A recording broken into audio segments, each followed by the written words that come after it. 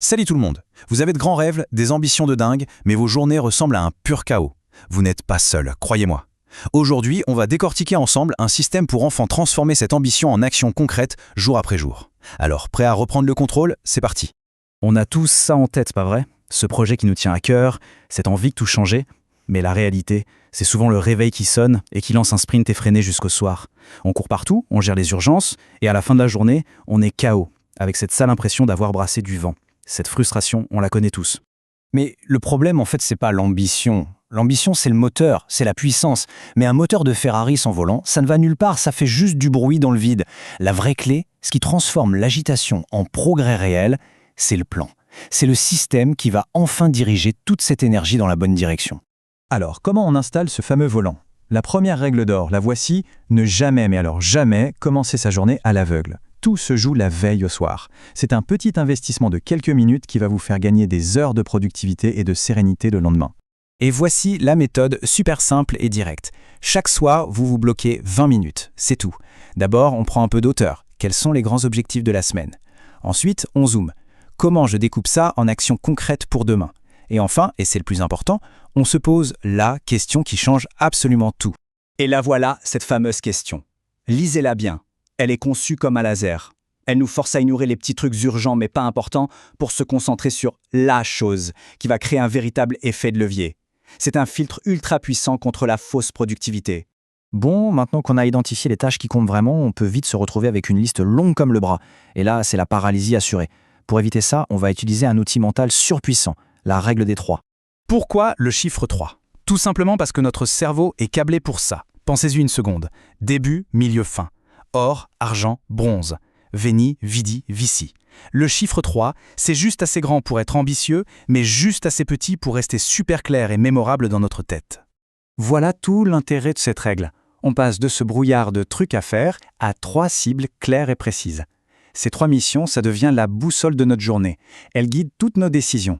Fini de s'éparpiller, bonjour la clarté.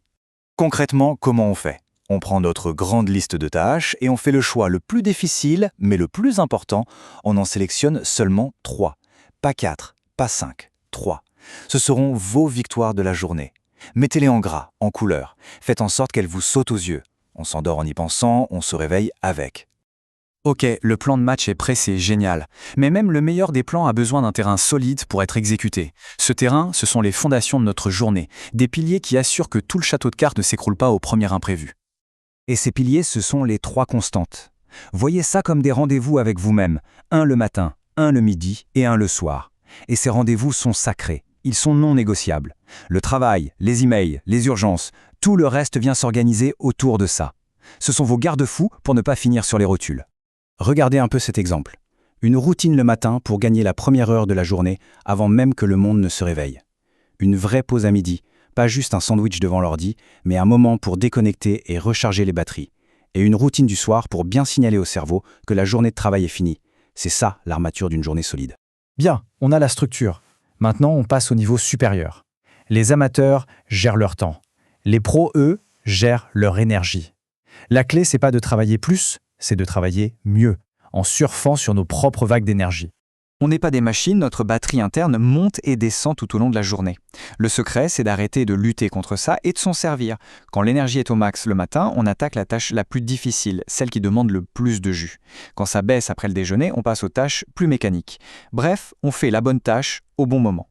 Et ce qui est super intéressant, c'est que cette barre d'énergie, on peut l'influencer. D'abord, avec le momentum. Une matinée où on a bien avancé crée un élan incroyable pour tout le reste de la journée. Et puis, bien sûr, avec l'alimentation. Un repas trop lourd à midi peut littéralement torpiller tout un après-midi. Allez, soyons honnêtes, 2 minutes, même avec le meilleur système du monde, il y aura des jours sans. Des jours où la motivation sera à 0. C'est complètement normal. La différence se fait ici. Le but, c'est pas d'éviter de tomber, c'est d'avoir un plan d'urgence pour se relever le plus vite possible. Au moment précis où on sent la procrastination nous envahir, on appuie sur pause. Et avant toute chose, on fait le bon diagnostic. La question est toute simple, mais elle est cruciale. Est-ce qu'on est vraiment épuisé physiquement ou est-ce que c'est juste une résistance mentale, une grosse flemme? La réponse à cette question va tout changer. Si c'est une vraie fatigue, la pire chose à faire, c'est de forcer. La solution, une vraie pause. Une sieste de 20 minutes et surtout loin des écrans. Mais si c'est de la démotivation, alors là, on a une arme secrète. Et voici ce plan d'action quasi magique contre la démotivation. D'abord, on prend la tâche qui nous bloque et on la pulvérise en étapes tellement petites qu'elles en deviennent ridicules. Ensuite, on lance un chrono pour 10 petites minutes. Et on se fait une promesse. Après ces 10 minutes, on a le droit d'arrêter. Le but, c'est pas de finir, c'est juste de démarrer la machine. Parce que c'est ça, la clé de tout. Le plus difficile, c'est toujours de faire le premier pas. La procrastination, en fait, elle ne fait qu'augmenter la montagne devant nous. Une fois qu'on est lancé, même pour 10 minutes, le plus dur est déjà fait. Au final, voilà le véritable objectif de tout ce système. Le but, ce n'est pas de passer plus d'heures au bureau. C'est de réduire cet écart immense entre les heures prévues et les heures où on est réellement productif. Le but ultime, c'est de travailler moins, mais de travailler mieux. C'est tout. Et il faut vraiment se rappeler de ça. Le vrai progrès, ce n'est jamais une révolution spectaculaire du jour au lendemain. C'est un processus silencieux. C'est l'accumulation de ces petites actions, de ces bonnes décisions, de ces petits efforts jour après jour qui finit par construire des résultats massifs. C'est cette somme de petites victoires quotidiennes qui bâtit les grands succès.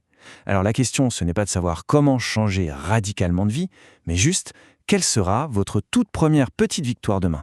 À vous de jouer.